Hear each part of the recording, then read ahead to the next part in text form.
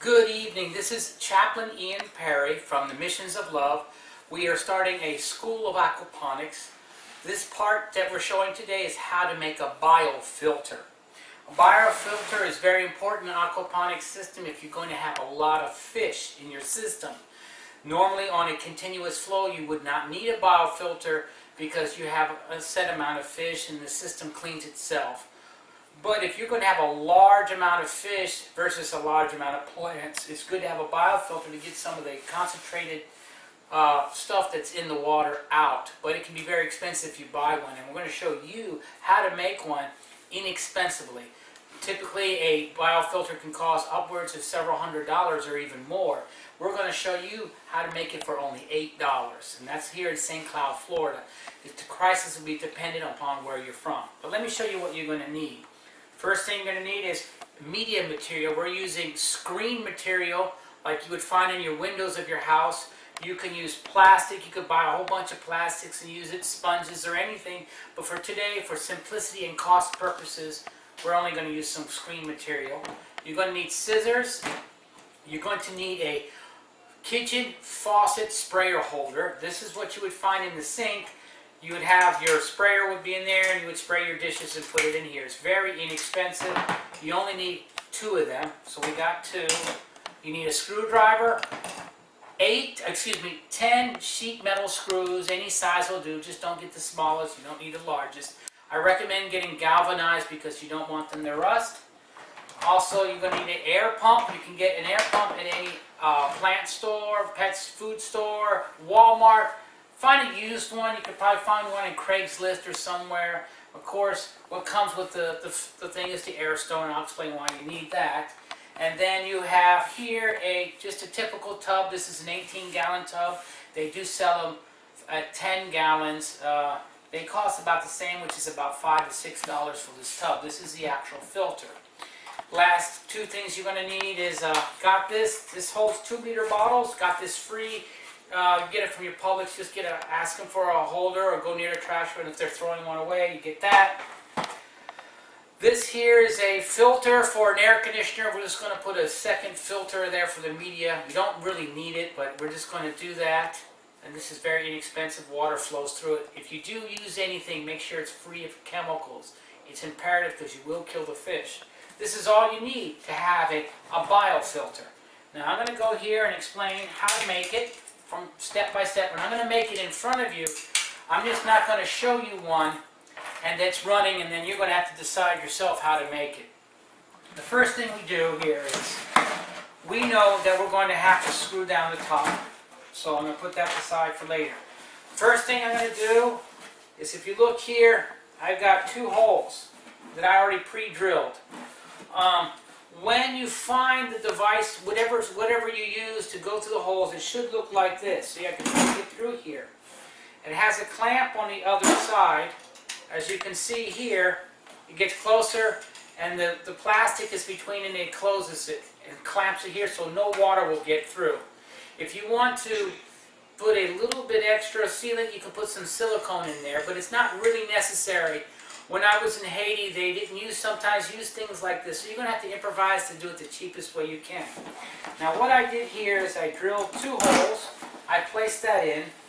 What's going to happen is, actually I'm going to do it this way. As you notice, I put this here. I put it here. What I'm going to have here is from the aqua system, the water is going to go in here on the bottom. I want it to go to the bottom. And as it goes, the water is going to be forced through the media material to filter it, and it's going to come out here, and I will put this one in. And as you can see, it doesn't take very long to build this whole device. In fact, when I use it, the very first time I use it, I'm going to try not to use any silicone or anything of any kind, because we're trying to show you how to use it quickly and easily. Now, next step, very important. We're going to take the air filter that we need. You get what I did here is I just pre-punched a hole here. If you can see, there's a little hole just big enough for the hose to go through. But it's above the water line here. I don't want it below, I want it above. It's because I don't want any water to drip out for any going out of there. So there, I got it in. Now what I'm going to do here, it's very important, I put the stone in there, very technical here as you can see. I place it in the bottom, just like that. Now, I have it just laying there in the bottom. This is where this comes into place. I put it upside down. See, the air hose is going to be underneath it. If I put the air hose here and the media sits on top of it, it's not going to let it work right. The bacteria needs to grow and it needs oxygen. That's the reason you're using the air hose. Now you can get a cheaper, inexpensive air hose. As you notice, I just placed it in the very bottom. That's what it looks like. This is almost completely done. The air hose gives oxygen to the system so the bacteria will grow and everything, and so the biofilter works as a biofilter should. Now, as the water comes in the bottom, I'm going to show you how I made this. I took some screen and I cut it like this.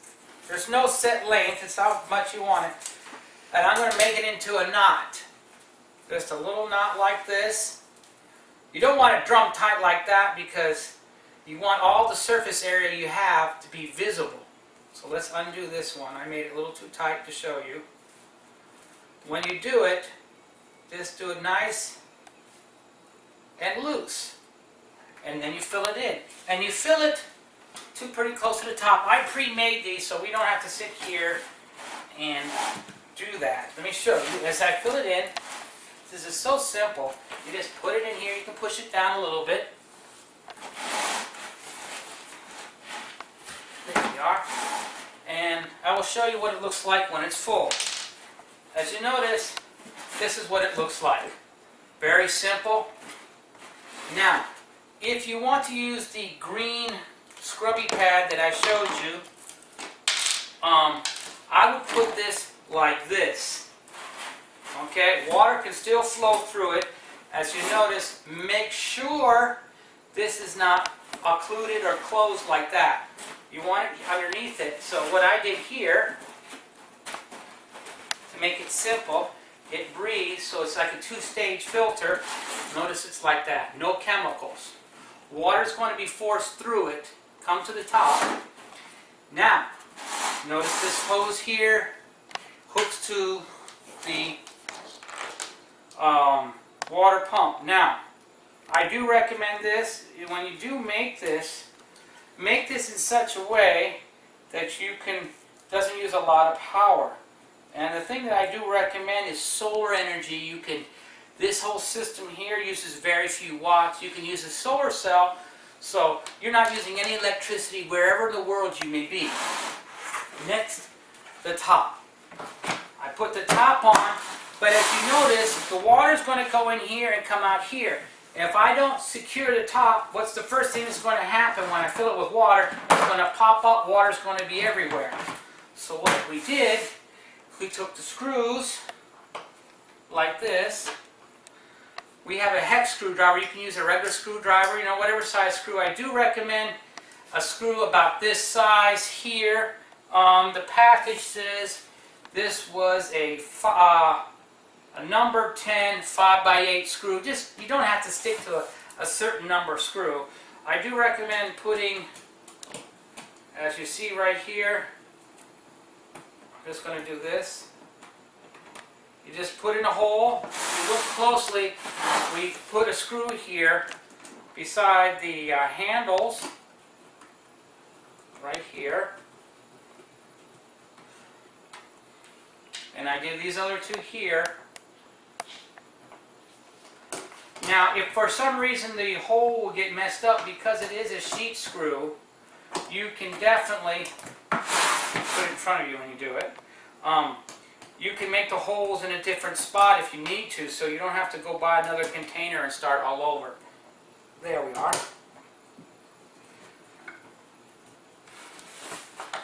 Then put this screw in here. Now you don't need a drill. The reason we're doing it like this, simplicity is critically important. If you were to be in a place such as where there's a tornado, a disaster happen, you can't afford to buy a lot of things, or you're in an area you just don't have the money.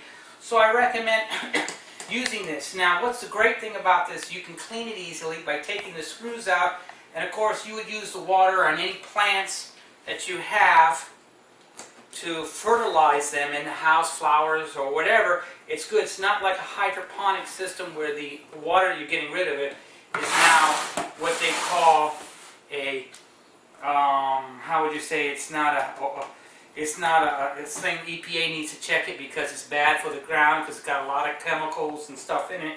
This is purely natural because we're using the aquaponic system.